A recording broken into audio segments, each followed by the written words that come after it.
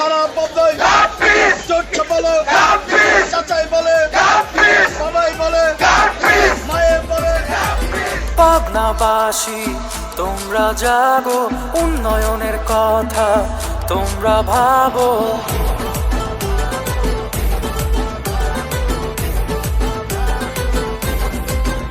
ও পাবনাবাসী তোমরা জাগো, উন্নয়নের কথা তোমরা ভাবো।